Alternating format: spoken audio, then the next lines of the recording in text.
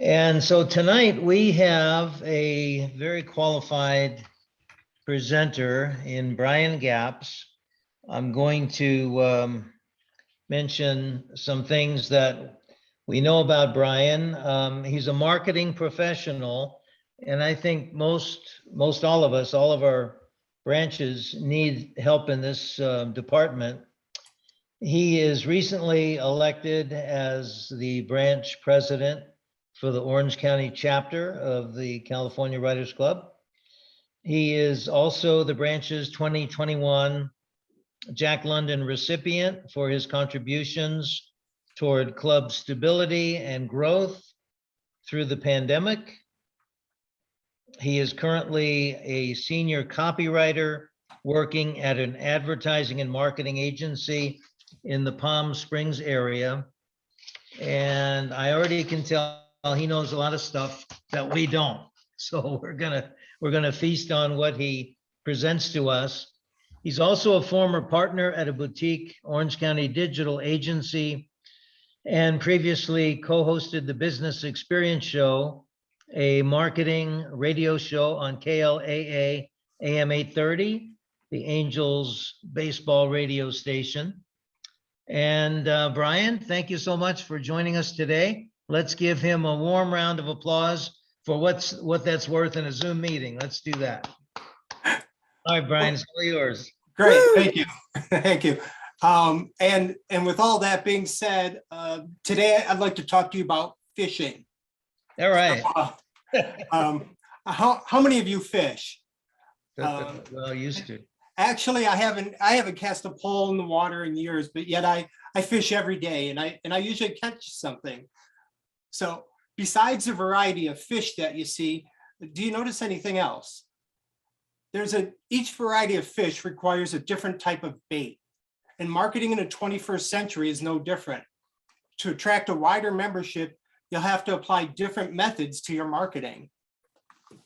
So at the end of our membership drive in September 2020, we had a membership renewal drop-off, much like everybody else. And the pandemic saw a lot of older members leaving our roster. They either had challenges in dealing with the pandemic or the technology. By then, we were presenting meetings only on Zoom, and so some of them left out of that. But we slowly and steadily built back up, adding new members nearly every month.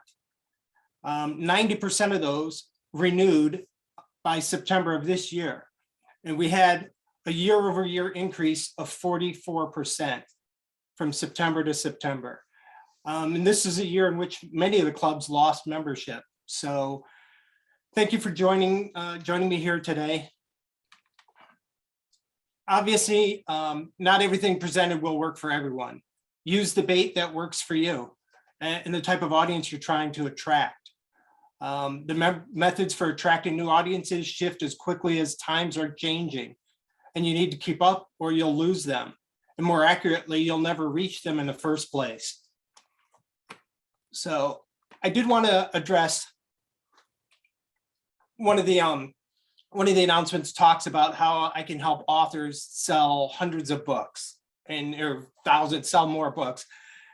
And well, some of that is true in terms of marketing techniques that you can apply and pull from this. This talk is focused a lot on increasing membership for the writers clubs. There are a lot of writer club presidents and board members and members here. Or if you have a reading club, reading group, but it can apply to marketing in general. But the thing about digital is that everything can be segmented, and that's good and bad.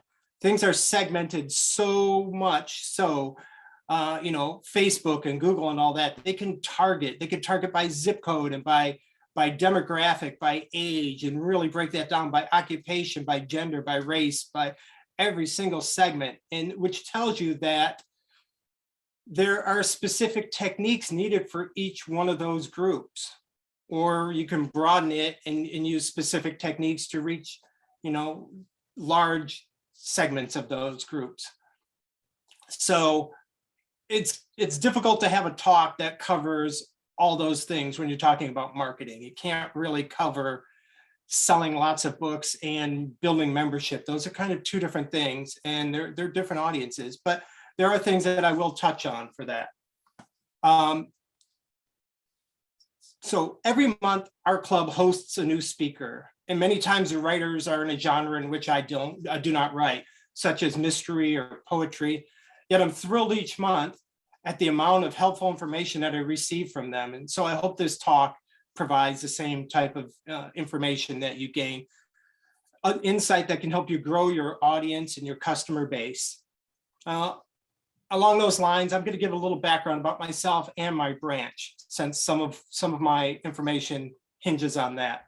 I've been working in the advertising marketing industry for the past 10 years, from 2011 to 2017.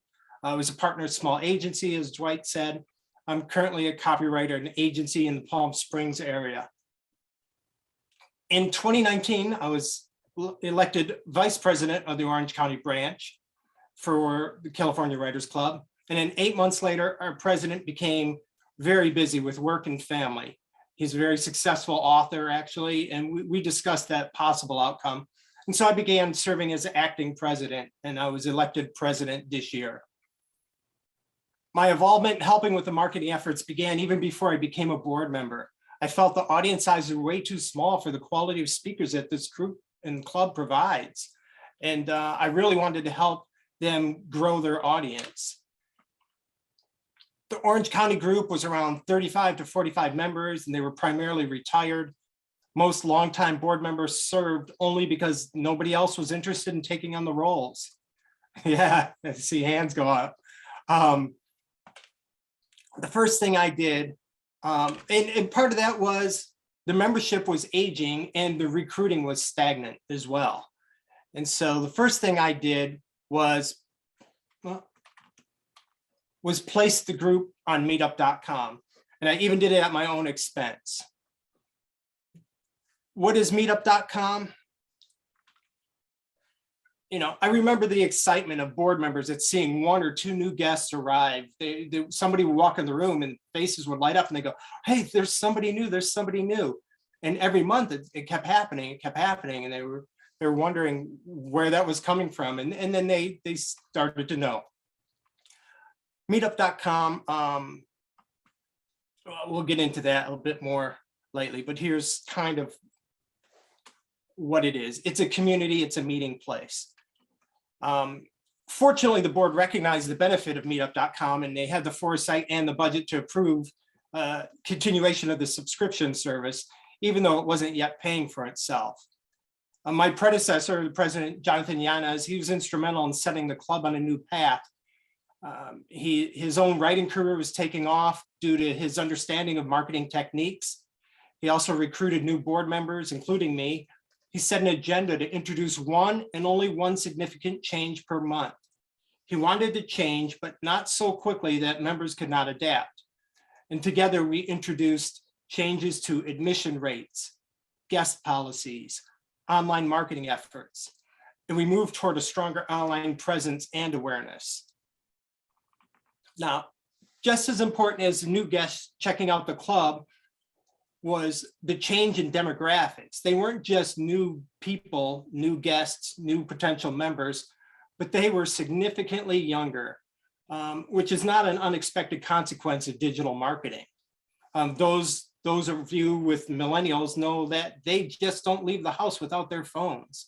Their phones are their lifelines. And to reach a younger customer base, you have to promote where they are with messages that appeal to them. As I got more involved with the club, I found that they were acquiescing to practices that favored their aging membership, rather than adapting to changes that the modern world needed. These policies were leading to a declining membership and not positioned for the future. I understand that change is difficult, but the world is changing at a rapid pace, and organizations will need to adapt quickly in order to survive. In fact, I remember hearing more than 20 years ago that the Friars Club, which is an old comedians membership club in Beverly Hills, they were starving for new members. The older generation of comedians were phasing out, and the younger ones just weren't interested in the Friars Club. So this is a generational problem that happens over and over. We're just in the digital age right now, and so that's what we're facing. But this is something that a lot of organizations have faced over the years. And so while I'm primarily talking about marketing, there are other changes that need to run parallel with what you need to be doing. Speakers need to appeal to a wider audience. Younger speakers attract a younger audience, and our club made a conscious effort to balance this better. Remember, you have to use the right bait. Whether you're an author trying to grow your audience, or a business, or an organization, you have to appeal to the group you are trying to attract. Clubs should constantly tinker with content and topics, reaching out for broader appeal. As our group keeps attracting people still in the workforce, I want to introduce book topics such as writing books to enhance your career. We've not had anything like that. We're appealing to people who are retired, and a lot of mystery writers, and over, we're getting the same speakers. So we're getting the same audience, and we're getting guests. We're not using different bait to attract new people. Another ambitious goal is I want to host monthly meetings at a venue that enhances and elevates the group. And the community room at the local library just doesn't provide the atmosphere that inspires people to attend. I'm not terribly upset to lose that venue due to the post-COVID policy changes that they've enacted. In fact, losing our venue is an opportunity to make another welcome change without having to push for it. So we're going to experiment with a very public venue with walk-by traffic. This will require speakers and content worthy of a mainstream audience. So we're really challenging ourselves with that. I knew it wasn't easy. It wasn't going to be easy to land a public venue. So once again, I switched bait. What I did was I created a brochure that would appeal and position the hosting of our monthly meeting as an opportunity for the venue. And so I wasn't going hat in hand to them begging to use their space. I was saying, look, I'm going to bring an audience to your venue. I'm going to bring customers to your venue. And so far I have interest, and I'm negotiating right now to start our January meeting in a public venue. And you can be sure that when I move into our live venue, we're going to have signage serving as a selfie backdrop with the name prominently displayed for all that free marketing on our visitors' social media. They did a nice job of that in Oakland. And you can see I took advantage of it right away before I even entered the room.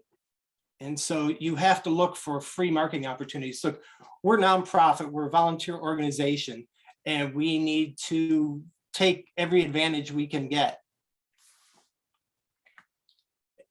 If you're expecting to open floodgates and guests pouring in, then you need to reset those expectations. I do not have magic words that will do that for you.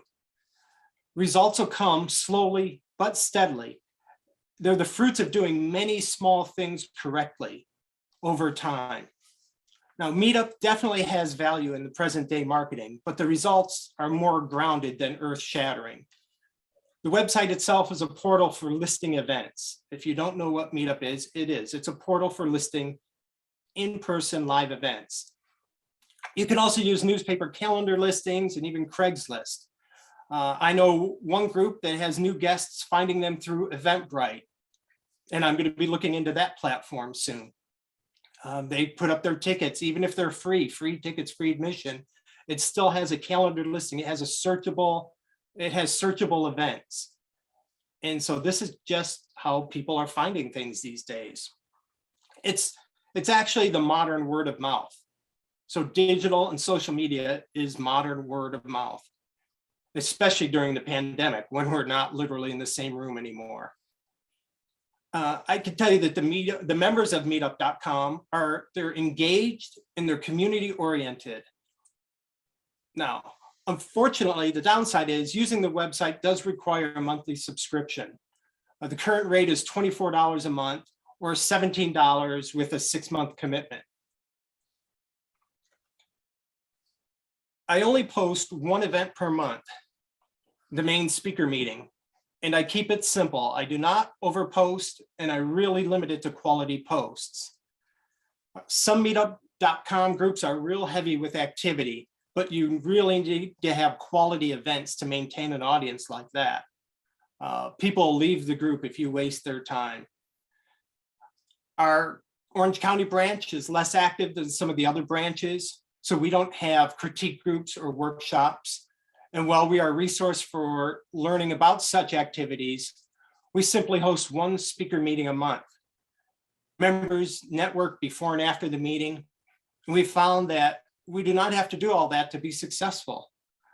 This is the format that I inherited, and I'll continue in that vein. Our smaller membership means also that we do not have the staff to support too many activities. Yet our members seem to find value in what we provide. This year we retained, as I said, 91% of our membership, and we also added 9 new members to replace those that we lost. So our numbers are higher than they were before. Our meetup.com group lists only one event per month, and so I post out 6 or 9 months in advance. Once our speakers are confirmed, I post. This allows people to find and save events that interest them well in advance. They look for topics, they look for keywords, things that interest them. Many people have joined events way into the future. At first, only RSVPing for a topic that interests them, maybe 3 months out, 6 months out, 4 months out. But I've heard many times from them that once they followed our events for a year before they finally attended.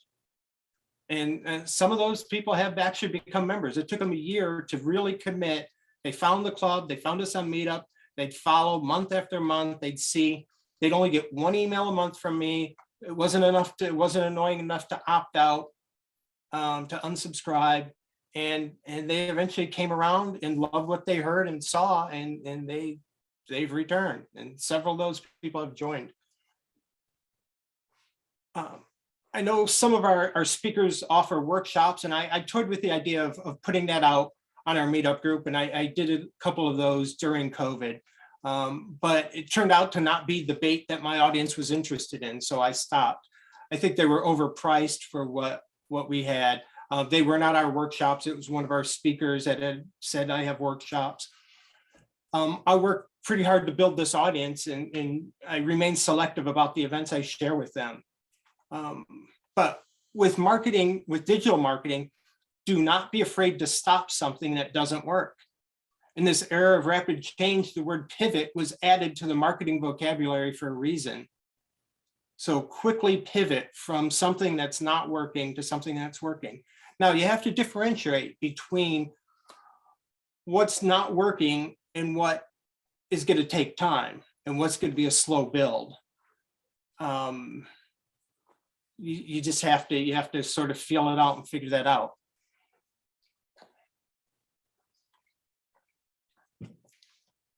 There's a strategy in marketing called A/B testing. You're an unwilling participant in this activity all the time. So companies send out a small percentage of emails with a subject line and another small percentage with a completely different subject line. After the recipients have had time to react, the company can see what was the more effective campaign, A or B. Then they send out the rest of the emails following the winning format. They're constantly doing these tests based on different subject lines, and sometimes the content changes slightly. You should do that. You should toy with your format. If something's working, find what's working. In the early days of meetup.com, I varied the messages until I found what works best. I've done the same with our email subject lines.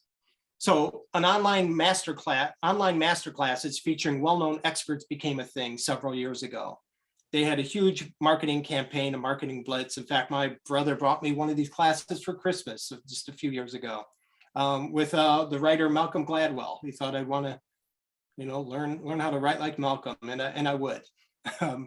And so I adapted and piggybacked their marketing campaign, their very large marketing campaign, because I knew a younger audience would be familiar with it. Today, I label each talk in our monthly series as just like a masterclass, and that seems to work best for us. I tried other techniques. I tried topics of the speaker. The speaker's name very often, these aren't marquee names that we have in you either for the most part. And so the name's not going to be a draw. The topic, the subject matter might turn people off, but this just seems to work. If I say just like a master class for writers of all levels, that's what I found is working for us. If you find that works for you, use it. Feel free to take any of these ideas and run with them. As I said earlier, we're not competitors, we're allies. So here's probably some of the real numbers that you want. The meetup.com account has grown to about 950 members. I had a couple more since I screenshotted this 2 days ago. So I was trying to get to 950 before today, and I think I'm at 948 or something. Let's see. Most months we gain about a new member a day. So it's growing steadily. Our club is still on Zoom, and I expect to move to live events in January. Currently, our monthly speaker meetings, they attract 20 to 40 guest RSVPs on Meetup. So 20 to 40 people RSVP typically for our events. Now, our guest membership is free on Zoom. We don't charge. Some clubs do, we don't. It makes it a little tricky to gauge that. There's no consequences for not showing up. So the actual number of Meetup guests that usually attend are around 10 to 15 is what I can get from Meetup. 10 to 15 members a month. Some of them are familiar faces, but every month there are new faces in that crowd. And a lot of those familiar faces have become members. That's where our membership is coming from a lot of times. And if you go back and if you find my account and you look at it and you look up, go look at some of the older events. So I've recently, some of the new events, I've sort of backed off on pushing them because we're about to change venues. Right now, it still says on Zoom. I haven't announced that we're in person. I haven't announced the new location because Meetup is going to then tag me on a map. It's going to show where we are and all that. And I'm not ready to announce that yet because I haven't firmed up that deal. But once I do, I'm definitely going to push all of those new meetings. In fact, I have several more speakers that are booked out through 2022 to add. And a couple of them are marquee names. And so put out as much as you can, as much as you know about, where is it? Let people see what's out there. Here, Adventures in Independent Children's Book Publishing for Fun and Profit. Writing the Story of Loss. Hope Edelman, she was a bestseller. She's a big deal for us. Joe Ide, I'm really looking forward to him. These are some big names, so I'm looking forward to them. And people will find them and be attracted to that. So again, you have to put your bait in the water to start catching people. Hope's in April. That's what I put that out 6-7 months early. Beforehand. You have to give people time, have to give them time to find you. Fortunately, our club has a healthy treasury due to our previous participation in the Scholastic Judging Contest. So we are lucky. I was given a club that was in great shape. We need more members more than we need money. So your circumstances may affect your decisions differently. As a pure economic decision, Meetup.com has been a loss leader for our club. At best, it's hovered around break even during the past 12 months. However, we view it as a success. It's kept our club vibrant and relevant for our current members. Our Zoom meetings are relatively well attended with an audience size around 35 to 45 people. My best guess is that the average age of new members is 25 to 30 years younger than existing members. The average age is easily 30 years younger than what our current membership is. We're getting people in their 20s, their 30s, their 40s. We're getting working professionals. We're getting people who are still working and maybe on the verge of retiring or taking an early retirement, but it's not the fully retired group that I'm used to seeing. So that's the value of Meetup to me. Absolutely, we consider it a success. One of our members who became acquainted through Meetup in late 2020 became our newsletter editor. This allowed our previous editor to ascend to vice president. This new Meetup member, she's thrilled to be part of our branch. She does a great job with our newsletter, and she was just published in the 2021 Literary Review. So she's a rock star of a member. Came to us through Meetup. We actually just took a vote recently to renew the 6-month subscription for Meetup. And she was waving her arms and saying, yes, yes, yes, please, you know, that's why I'm here. We also have a high schooler whose mother found us via Meetup. He became a member, and his writing is taking off. Since joining our group, he became published for the first time. A magazine reached out to me looking for writers that might appeal to their young audience. I recommended Jerry, and he has since written at least a dozen articles for them over the past 6 months. These are the future of the club, and they continue to find us through meetup.com. Meetup.com members, they also love to engage with the group and with each other. The guests even engage each other in the comment area, sometimes doing some of the club's marketing legwork. When we had in-person, I mean, you could see this guy, Michael Stephen Martin, he comments, he's a super fan. He hasn't joined as a member, but he's on meetup.com all the time. He's attended as a guest, and he's always commenting when people have trouble logging in. A lot of times people have trouble logging in right at meeting time. They wait until we're starting the meeting and I'm about to host, and I'll get to that in a minute. And he's always giving them advice to help because he knows I'm not available at that point. When we had in-person meetings and meetup.com people would come into the room, I would look at the roster, and I knew they would recognize me from my little avatar. And so I would go up to them as a friendly face, and I would know them by their faces. This makes them active participants and potential future board members. But now let's talk about the blue elephant in the room. A couple years ago, we tried to bolster our group through Facebook. We posted regularly for a couple of months and then allocated a small budget for ads. And this was with people who had used Facebook successfully for their personal writing career and had used it successfully. Our former president, he's got a huge group. He's got private Facebook groups of beta readers. He's got other ones of just fans of his. He's got a fan page and used Facebook successfully. We tried it for the club. One of the things you had to do is you had to post regularly. You have to build your SEO. Kind of everything works like that. So SEO is search engine optimization. It is how you rank, how well you rank in searches. So just because somebody's searching for you, you don't necessarily appear on top. If they put in Orange County Writers Club, we might not necessarily appear on top. It depends on how active we are on that platform. These platforms, they all reward activity because that's where they make their money. Google, Facebook, all the social media platforms, they reward activity. And the more active you are, the higher you rank. It's not a fair universe. It's not a strict, it's not a democracy, it's a corporation. And so Facebook, what we did was we started posting regularly, making posts so that when we did run ads, our ads would get better placement is why we did that. It didn't work for us. Great. We spent a little money each month on that.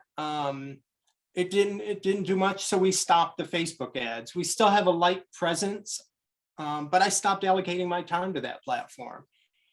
A lot of people seem to engage and interact on Facebook, but they just didn't show up. They didn't show up at the meetings.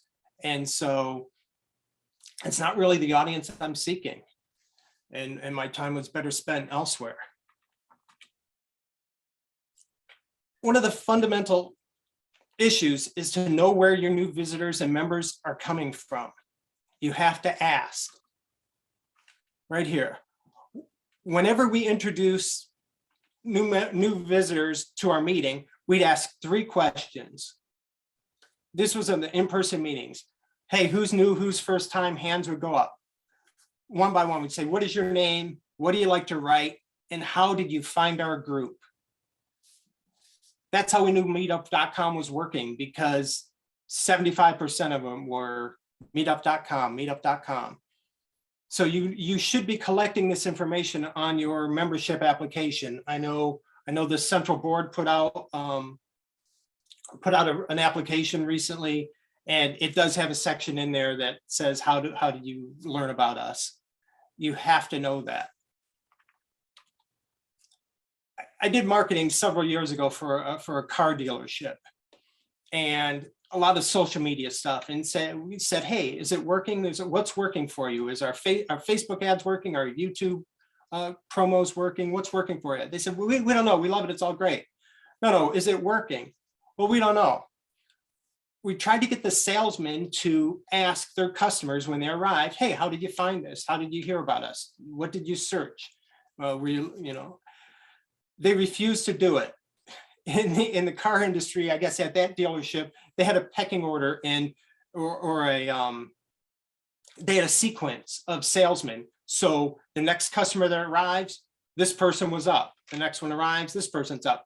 And if you ask somebody, hey, how did you hear about us? And he said, oh, my cousin Joe bought a car from you, bought a car from Steve. You have to then hand that customer off to Steve. That becomes Steve's lead. And you go back at the end of the line in queue. So you've lost that customer. So they just refuse to find out where their leads were coming from. It was killing their business, and they just didn't understand that. The moral is you have to know how your customers found you so you can find more just like them. No matter what social media platform you choose, there's an underlying problem. You do not own the audience. The platform does. You can only communicate with those members through that platform. While I have 950 members on meetup.com, I can still only communicate with them through meetup.com. And I have to pay a monthly fee to do that. While Facebook and other social media may be free, a similar problem exists. You can only reach them through that platform. You must find ways to convert your visitors and your guests to your mailing list. Growing that list is the best progress you can make with your internal marketing efforts. Your email list is more important than all of these. In early 2020, we added a widget to our website, which enabled visitors to join our mailing list. That was a bit late in the game to even be doing it in 2020, but better late than never. I just consider this list more valuable than Meetup lists since we own it outright. I believe it's contributed equally to our success during the pandemic. However, we have used meetup.com to help us grow this email list.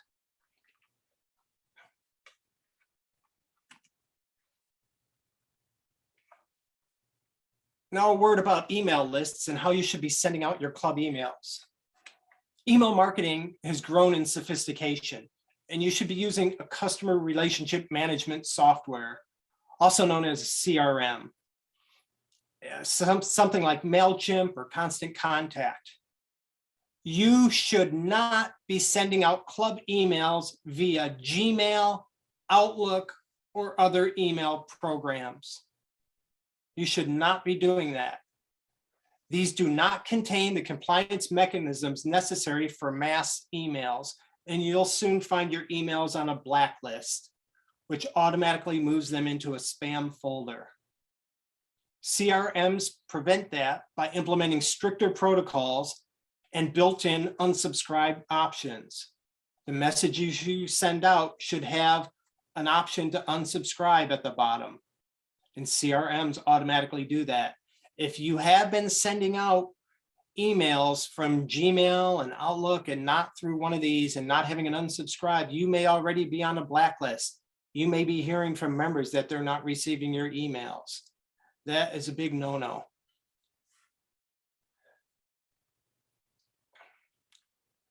One of the common problems I encounter with meetup.com users is the monthly Zoom password.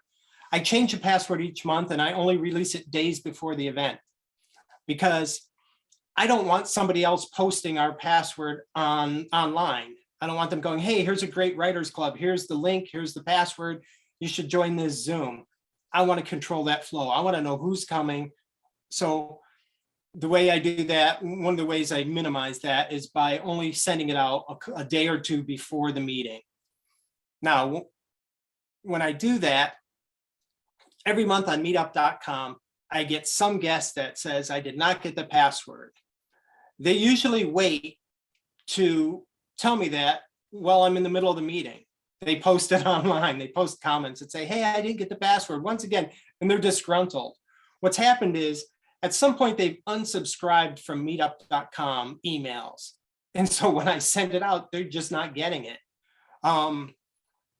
Actually, I think Roger said that I've heard him say that the people have unsubscribed from the emails that went out from the MRMS or from the club. And then they're not getting the bulletins. They're not getting the clubs at the state level, but they've simply unsubscribed. He's got the ability to go in and see when they unsubscribed. People do it all the time. It's user error and they just don't know about it. So one of the ways I do, I counter that is I urge them to sign up for our email list. I'm an opportunist. I use that opportunity to say, hey, if you didn't get that, don't trust Meetup, don't rely on meetup.com's messaging system, go subscribe to our email list. And most of the time they do. I gain 5 or so email members a month on the day of our meeting of people that have trouble subscribing.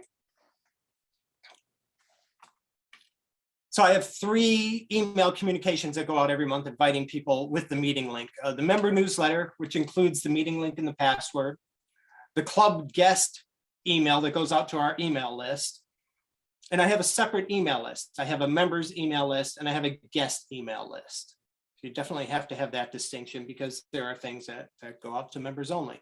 And then I have the message that goes to the meetup.com. And I do send that through the Meetup system. So I have 3 messages that go out every month announcing our meeting. When we go to in-person meetings, it'll just become reminders for the meeting instead of the link and the password. Your club might charge guests for meetings. Our club did that for in-person meetings. And when we went to Zoom, we decided not to charge. And along the way, we picked up a lot of recurring guests and many have become paid members, even the free guests. So among the things that have changed in the world is how individuals relate to community. As our club activities are on the light side as compared to other clubs, I have to find what brings value to the members. And I think that's changed with recent generations and certainly post-pandemic. People seem to value a sense of belonging. This may be even truer with people who find us through meetup.com. The platform is very much about forming a sense of community and its members get that. So I found that once a guest has attended a few meetings they enjoy in which they found value, they join the club out of a sense of obligation or commitment or belonging. Our more popular author speakers connect with that message right away. They hear it at the beginning of our meeting and they reinforce it when we talk about writing community and being part of a writing community and what that brings to you, the support that it brings, the encouragement that it brings. And you just see the faces light up and you see those people nodding in agreement. Our more popular authors that connect with that message right away, they hear it in the beginning of our meeting and they reinforce it when they're talking. They also happen to be the authors with the most robust email lists. And there's definitely a connection to that. I think that connecting with community represents the younger generation, but it also is a prevailing sentiment among all people of all ages today in today's society. Our club constantly reinforces that we're a community of writers. That is what we are selling. And we welcome others to join our community. And new members seem to take pride in the formal acceptance into our community. I see it with new memberships. Got a new member this week who just is thrilled to be part of my, I look forward to it. I'm thrilled. You have to nurture that.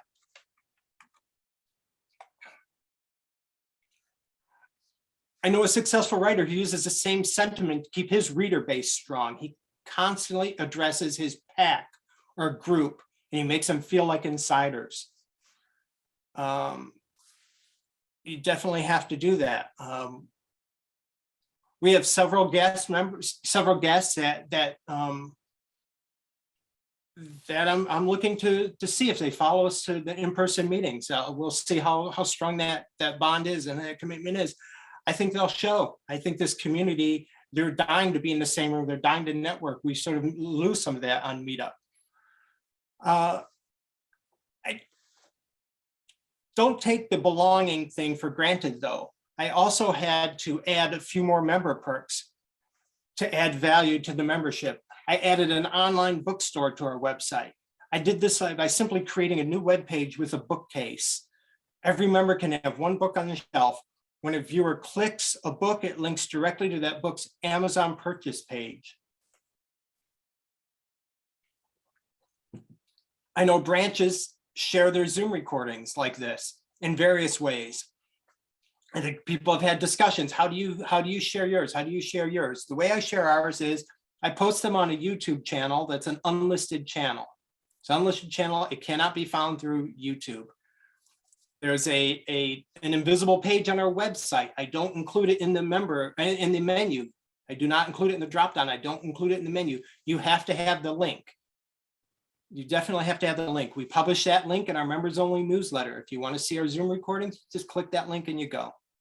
That's how we do it. I know other people do it in a different manner. They email the video file or the link, but that's how we do it. It's another value for members. It's a bit primitive, but it works using the technology we have. We don't have a passworded section to our website, and gives them a members only area, and it makes them feel like they're getting something else as well. As we move away from Zoom toward in-person meetings, some of this information will morph. At the time, I'm not sure if we're going to stay on Zoom, probably not in our first meeting. I just don't think we have the tech capabilities to do that. But I think soon after, within a meeting or two, I think we'll also broadcast on Zoom. I like to keep things simple and uncomplicated for the members, and that means there's a lot of activity going on behind the scenes. I do a lot of things that people don't know about it, so they don't have to.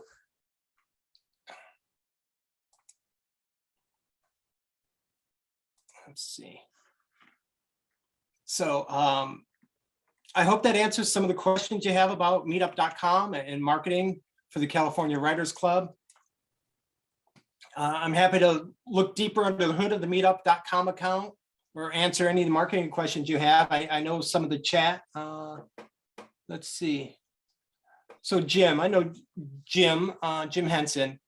I know you're a recent president, and you kind of have comments in the president's group about, so you said, what happens if our group is weak on the digital world? Well, hopefully you got some information here that'll help you. And here's another thing, that the people that find you this way tend to be well-versed in the technology. So they're going to be people, they may be people that can help you. Maybe not right away, but eventually they may be your future. You can hit me up with questions. Let's see. Go ahead, Nadi. Could you repeat the cost again for Meetup? Sure. Right. Right now it's $24 a month if you do month to month, but they offered a 6-month subscription that's just about $100. I think it's $98. So it averages out to $17, which is, I like that discount from 24 to 17. Is there is that cost for just the group, the Meetup group itself, or is that for everybody who goes to Meetup? No, it only is for the organizers. Only the organizers have to pay that. People who go and use meetup.com, they can do that for free. You can participate in all the things you want for free. So that is an organizer subscription. They've changed the structure a bit. Meetup.com actually got bought by WeWork, which was that real estate company that had a lot of co-work spaces, and then they got into financial trouble, and then they sold off Meetup.com. So It's back to being independent. It was independent. It became part of a real estate play, and then it's now independent again. So they're trying different things, but you know, that's what the current pricing is.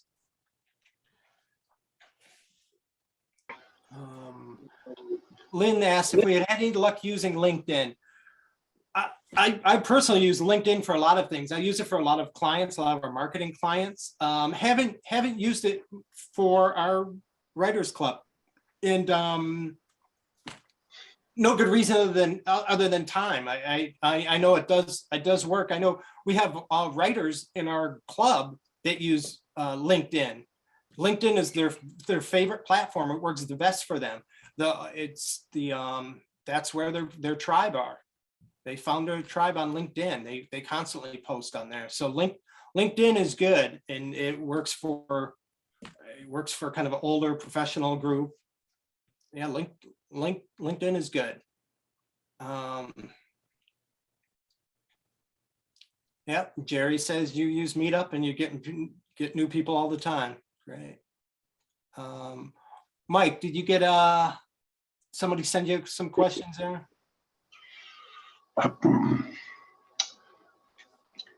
Brian, could I jump in and ask a question? It's Bob with the High Desert Branch. Yes. Hi, Bob. Hi. On Meetup, we have that, and we have about 125 members. But so we're very jealous of you. But the thing is, when you post something on there, there's a box you can click, say, make this a digital event. And if you click on that, then you have to put in a link. And my links half the time are not accepted. I don't know what that means, but I don't know how to do it without, and they won't let you finish and post it unless you make it either a digital event or you supply a location. So how do you get around that? All right, and you hit me up with this. Did you try? You hit me up with this in Oakland, and I don't know if you tried things or you had a lot going on. I think I know I had to cheat that system. I remember I had to cheat it, and I'm taking a look at how I have it set up. I do not have it. I do not click to make this an online event. So because I had that same problem you had, where it required the Zoom, I think it required a Zoom link, which I did not want to give the Zoom link to, because I wanted people to RSVP to get that, because I want to build, remember, I want to build my email list. So I'm not here to help meetup.com. They're here to help me. And so I simply did not mark it as an online event, but yet at the very top of my description, it says, this is a Zoom event. So that's how I got around it. It's worked. I had no issues doing it that way. Okay, but if you don't click on that thing and make it a digital event, to me, you have to click a location. Am I wrong? You have to either have a location or you have to. Yeah, and you know what we have on there? I have the old library that we were last in. But again, I've had no issues with that. I've had nobody telling me that they showed up at that library for our Zoom event. Okay, so, that answers me. Thank you. You are correct in all of that. I just cheated the system a bit. I had to find the cheat that worked for me. Okay, thank you, Brian. Okay, let's see. So Pam says, I didn't get what CRM means. We only have 25 members, and I do send the Zoom link from Gmail. Yes, that is bad, Pam. For 25 people. We have a MailChimp account, but you know that half the time the newsletter editor doesn't send the newsletter, and so nobody would ever get the Zoom link. And I don't have access to the MailChimp software, and so my only choice is to send it to their email addresses. Now, are you the club president? No. Okay, so I had to get a bit draconian on that, because we had a secretary who just wasn't tech savvy and really was opposed to it. And she kept insisting on sending out club messages from her Gmail. I sent it from the club Gmail.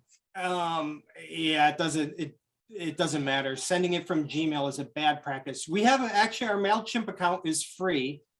So I think we're not at the level of number of subscribers or whatever that requires you to pay. Yeah, I'm saying we have a MailChimp account, but I don't have access to it. I've been begging for the password and they will not give it to me.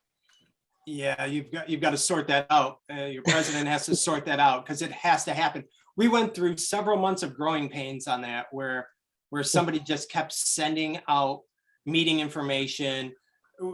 Actually, they were sending out with typos in the password and the meeting link. Well, I won't do that, I promise. Well, I started. Okay, I'll just send it in smaller batches then because I don't have any recourse. Yeah, Brian, can I offer something in terms of training that we did? I'm Jerry Spieler from San Francisco Peninsula. We had a new newsletter who wasn't really savvy on constant contact. And one of our members, Corey Pelka, said, I was trying to get people to train her. Why don't you just hire somebody on Upwork or Fiverr, which we did. This person met with our newsletter 4 times. She is now tech savvy with constant contact. Oh, she's tech savvy. She just doesn't do it. Well, I have to tell you that we've had a really great experience now. And our newsletter editor feels so much more confident doing it.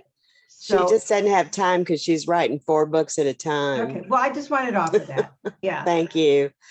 All right. And, let me just, she did ask what the CRM stands for. I know it now. Somebody What is it put it in again? the chat.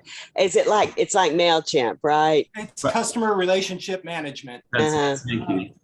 But it's like MailChimp? MailChimp is one of them, yes. Okay, MailChimp is, Constant Contact is. okay. It's a mass sending software. Yes. Okay. So Diane posted a question here. And yes, I did say, what I meant to say was when I post once a month, I only have one event a month listed. So I don't just post it once a month. I did misspeak on that. I don't just post it once a month. I do post them out as far out as the speakers are booked. I put them on to meetup.com, but we only have one calendar event per month. And let's see. Someone, Heather says, how many new members did you get from Meetup over how long? Well, you know, some come and go. You know, I don't quite have that number, but it's the main source of our new members. And we were up 15 members from, we have, I think 15 or more from last year that are new faces. Colleen, that sounds about right, doesn't it? Colleen's our membership director. I think we're up about 19 members and probably 17 came from Meetup. Yeah, just in the past 12 months. Right, in 12 months. Yeah. Let's see. I'm just combing. Mike, did somebody send you, somebody said they sent you a direct question. Yeah, and I try to answer them. Okay, got you. The question was, what do you do if you don't have the technology person? And you kind of covered that as well. You know, what my suggestion was, you do the best with what you've got, you know, and if you have to start small and start simple, that's where you start. And as you attract more people and you maybe pick up a couple of more tech savvy people, then you can start expanding what you're doing. Right. And Tim wants to know if I've done anything to teach our tech challenged members to participate. I've actually reached out to them. Unfortunately, Zoom has become so mainstream that at this point, you know, everybody's been on Zoom. And those that haven't, I noticed, and actually I reached out to them individually via email that said, hey, come on, let me show you. I think our newsletter, our monthly newsletter, had a little bit in there that said, we're meeting on Zoom, and if you have trouble, if you need help, contact Brian with my email and phone number. So just kind of offering that. There aren't too many people that took me up on that. If they're afraid of that tech, they're afraid of it. But yet several of them have they renewed their membership and they're just looking forward to being in person. So Jacinta has a question. go ahead, Nadi. Yeah, I just, the one thing I haven't heard anybody talk about, ask about or anything, but it strikes me in, watching this amalgam of people and what the subject is, and my time as a writer. And that is that there's an opportunity here, not just for growing groups, but for growing ourselves as writers. There's a whole new wealth of both social and technological information that's kind of flowing through all of these ideas and these practices that can inform our writing, both in the practical act of writing, but more importantly, in the act of the imagination. How is it that we generate what we do, our art? And by being a part of a group of this nature and sort of, get dragged kicking and screaming into something new, damn, it scares me. I think it's a really good opportunity for that. And I think that I'd like to hear more about that aspect of it as well, because I think Frank Herbert wrote Dune on a typewriter, and yet he references the human computers and things throughout that book because he sees where the world is going. And that's what makes it still a relevant work. And so just as one small example. Anyway, I just wanted to put that out there. Right. I mean, a lot of digital marketing requires sort of outside the box thinking, or certainly outside the box thinking for us, for an older generation that has grown up thinking a certain way about marketing and reaching an audience. And we have to think outside of that box. And as creative writers, we certainly have that ability. Asunta? Yeah, Yes. hi, thank you. I had a question. Is there, if you guys, we do not use MailChimp or Constant Contact at my chapter at the Inland Empire. We are using Gmail, and I'm embarrassed to say. If I were to choose one or the other, what would be the preference? And is there a cost to these things? Yeah, and is one better than the other? We don't have a very large club either, and I'm hoping to grow us as well. Well, we use MailChimp, and in addition to myself, 2 other members. I didn't even set it up. My VP set that up, and our newsletter editor now she's gone in and she uses it without a problem. So it's a free account, and 3 of us are currently using it without any difficulty. So, I can advocate for MailChimp, and I don't know if anybody's currently using Constant Contact, but that's certainly another popular one. And is there, are there directions? Like, how difficult is it to learn it? I understand. I just heard a few minutes ago there's somebody resistant to picking up on stuff like that, but I would be open to it. I think they have videos, they have instructions. I mean, YouTube's a great source. How to use MailChimp to send a new email campaign. I mean, it's as user friendly as can be, and you just have to get over the fear, I think. You can really teach yourself a lot of things just Googling, just like what Brian is saying. Just say, how do I use MailChimp? How do I use Constant Contact? And and then make sure that you see videos, because videos are really, and you may have to look at 2 or 3 videos on one particular thing to kind of get the idea of it, because some videos are better than others. But you can self-teach a lot of things. And some are outdated, so try to find the more recent Right. one, because they'll show screenshots that aren't relevant anymore. I'm and- laughing because my shredder got really messed up and jammed, and I actually just this past weekend watched a bunch of videos and took my shredder down to the gears, and I'm cleaning it. Cool. I'm still in progress with that, but yeah, I'm not afraid to try new things, but maybe getting everybody else to come along. So as the newsletter editor, I could do that individually. And if the president, everybody else wants to send things their own way, or do I need everybody on board? And when I'm not sending to the group, but as you mentioned, if I want to send an individual email to help an individual person, I wouldn't need to use that service, just use my own personal one.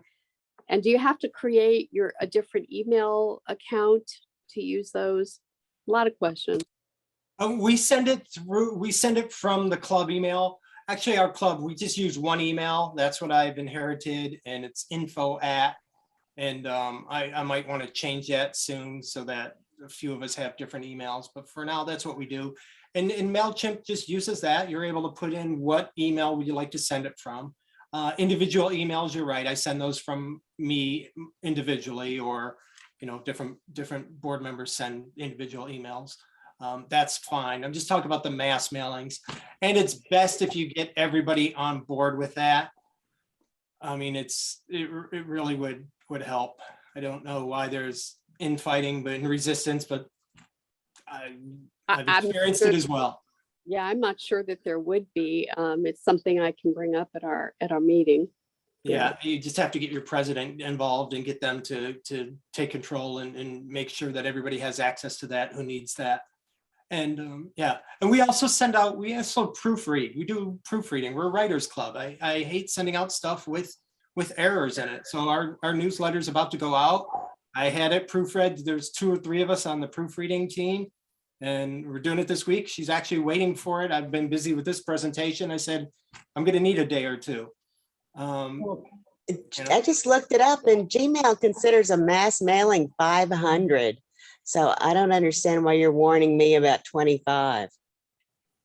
Because it doesn't have an unsubscribe button.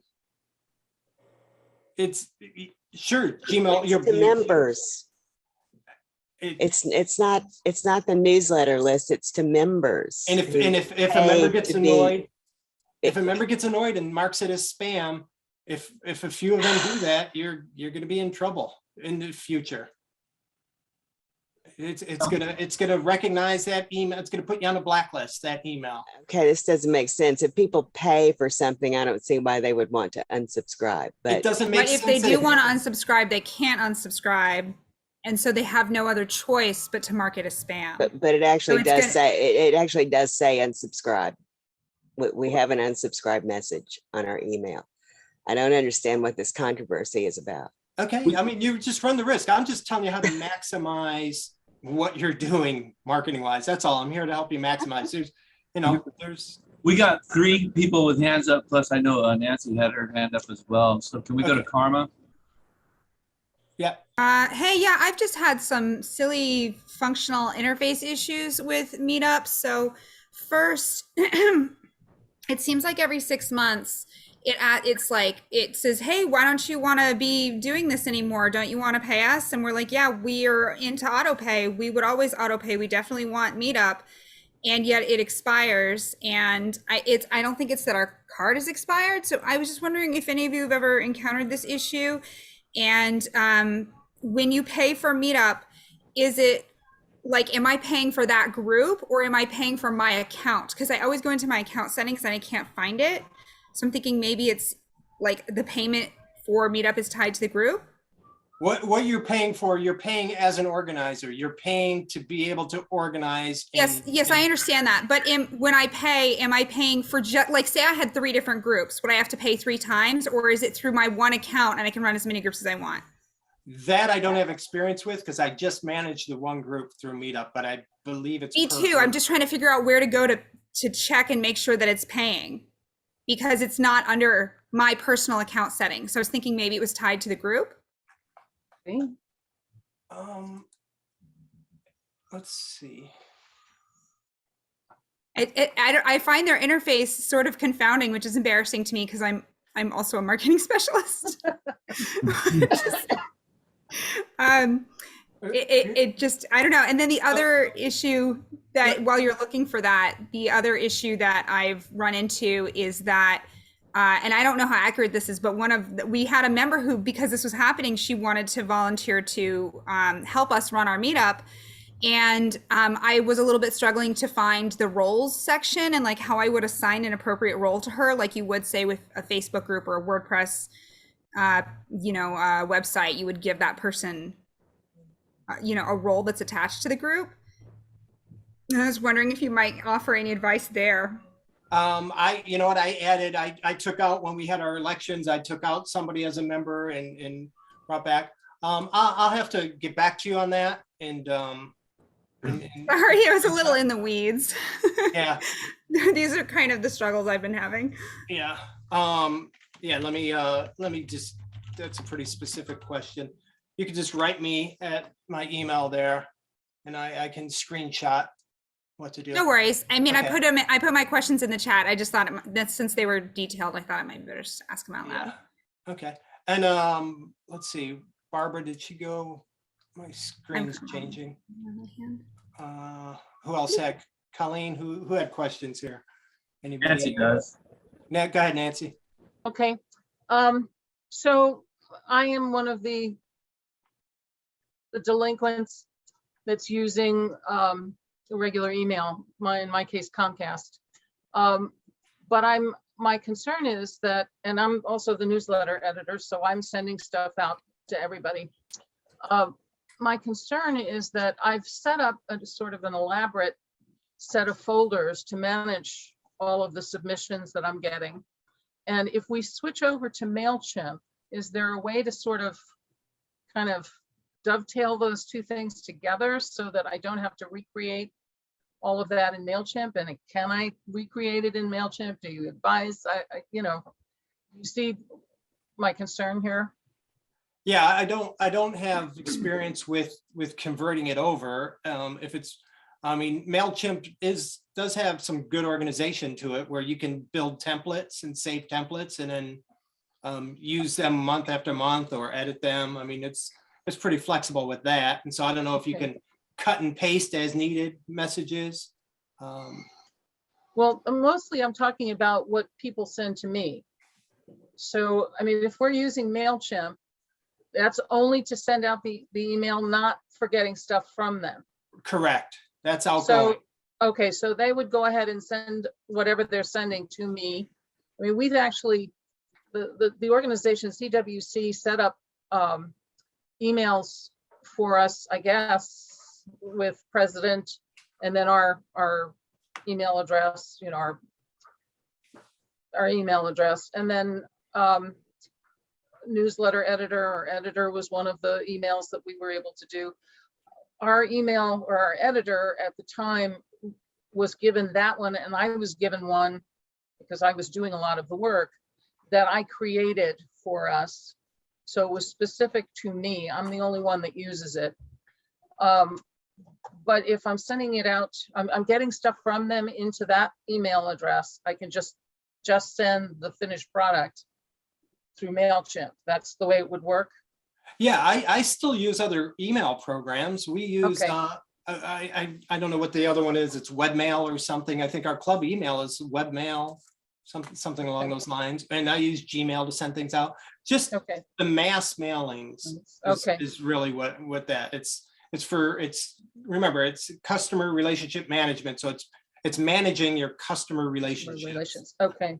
One other question. Twitter. Are you doing anything with Twitter with your group? I don't do anything with Twitter. Just again, it's one of those, to me, it's like Facebook. I mean, you can create engagement and community and exchanges back and forth. I don't have any experience as to whether that'll deliver members to our meeting or not, because that's my ultimate goal. Right. Okay. Thanks. But all these platforms, like I said, try them, see what works for you.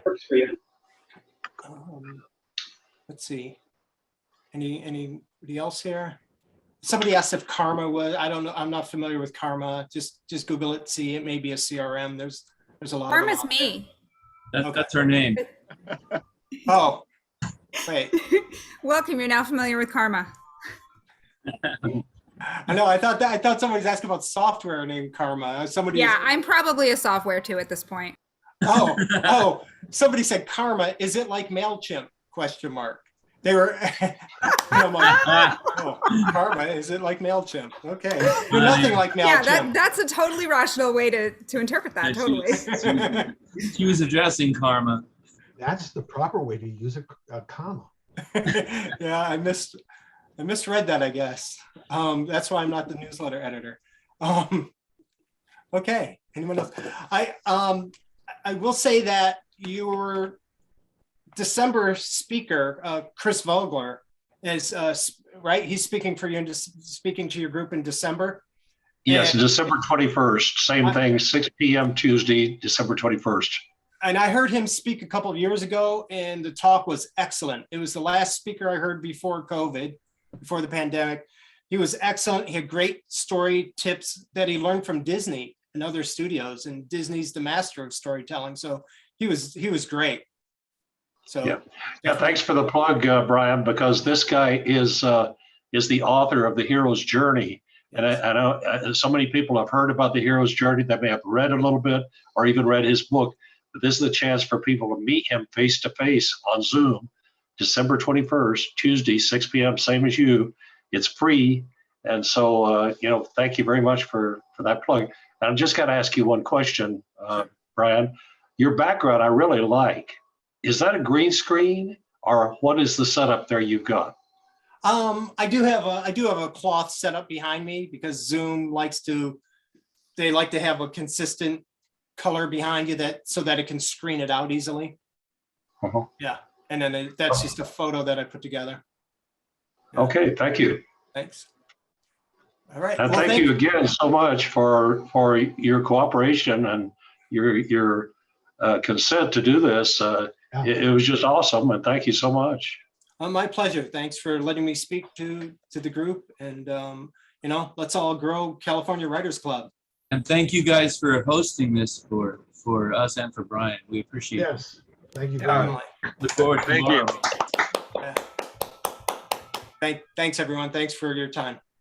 All right. Thank you. Good night, everyone. Good night.